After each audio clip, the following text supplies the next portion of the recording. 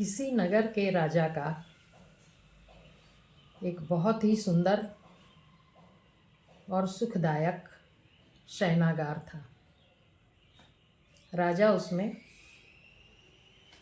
सुसज्जित शैया पर रोज सोता था।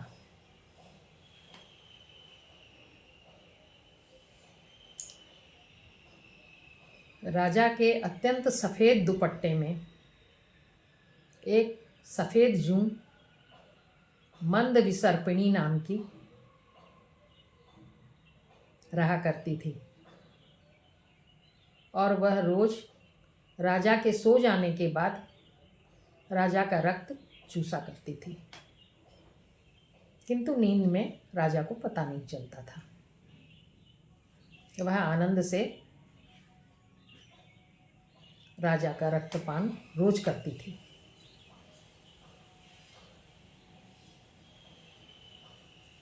फिर अचानक ही किसी दिन एक खटमल न जाने कहाँ से वहाँ आ गया।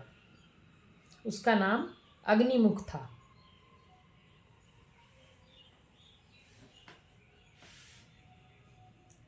अग्निमुख को देखते ही मंद विसर्पिणी ने कहा, अरे खटमल, तू यहाँ कहाँ से आ गया? यह तेरे रहने के योग्य स्थान नहीं है। तुझे कोई देखे इससे पहले ही तू यहाँ से निकल जा। इस पर उस अग्निमुख ने कहा, हे देवी,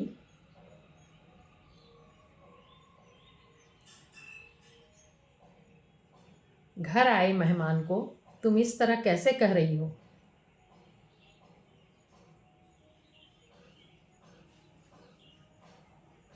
सभी धार्मिक पुस्तकों में सभी जगह उपदेश है गृहस्थों के लिए कि कोई भी नीच व्यक्ति भी आ जाए घर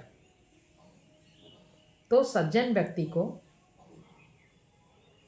उसे आइए आइए, ये आपके लिए आसन है, बैठिए और बताइए आप क्या लेंगे। इस तरह से मान सम्मान करने का विधान है। हे देवी, मुझे यहाँ से भगाने के लिए ऐसा कहकर क्या तुम ठीक कह रही हो?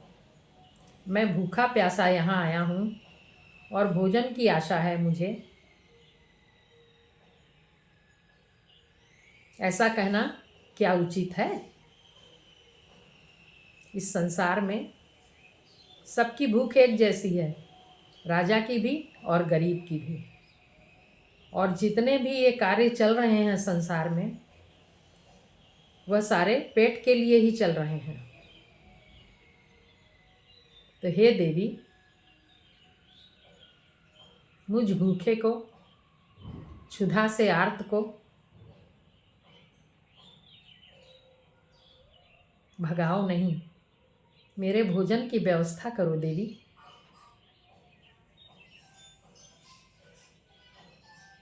मैंने सभी तरह के रक्त चूसे हैं, गरीबों का, अमीरों का, मज़दूरों का। इसमें कड़वा भी रहा, तिक्त भी रहा, कषाय भी रहा, किंतु मैंने मीठा रक्त कभी भी नहीं पिया है। ये राजा अत्यंत स्वादिष्ट भोजन करता होगा, तरह तरह के खाद्य पदार्थ ये खाता होगा। मैं इसके रक्त को चखना चाहता हूँ, जरूर इसका रक्त बहुत मीठा होगा। हे देवी, कृपया मुझे अपने साथ रक्त चूसने के कार्य में शामिल कर लो और मुझे भी इसका रसास्वादन करने दो।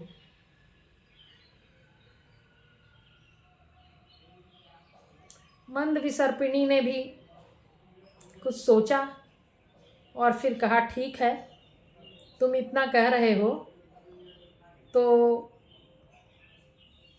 ठीक है,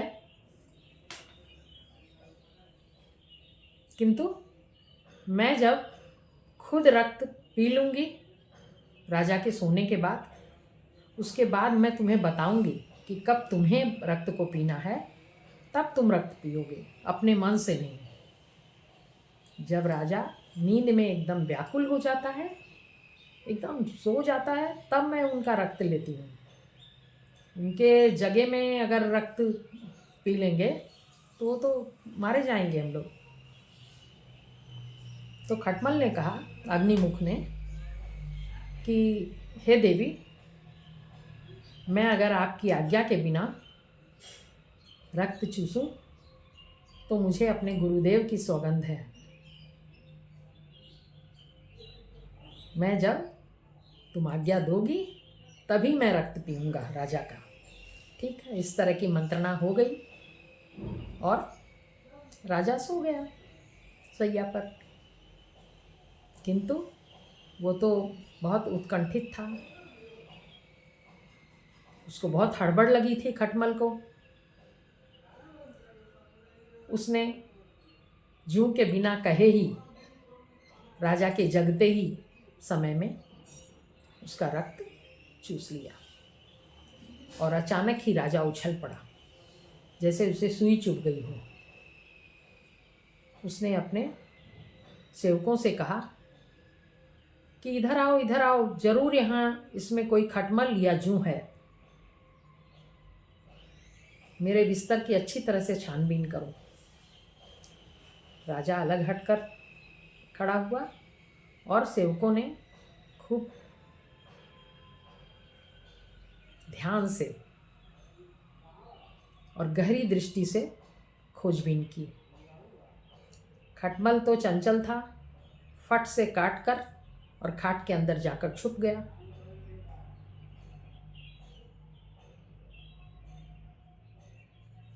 लकड़ी के फोल्ड में अंदर छुप गया।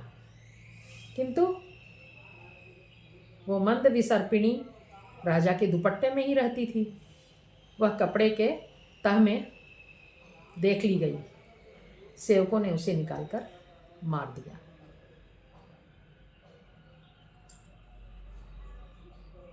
इस कहानी की ये शिक्षा है कि किसी भी व्यक्ति को उसका स्वभाव जाने बिना, उसकी प्रवृत्ति जाने बिना आश्रय नहीं देना चाहिए। अनजान व्यक्ति से दूर रहना चाहिए। और कितना भी उपदेश दें, किसी का स्वभाव, किसी की प्रवृत्ति बदलती नहीं।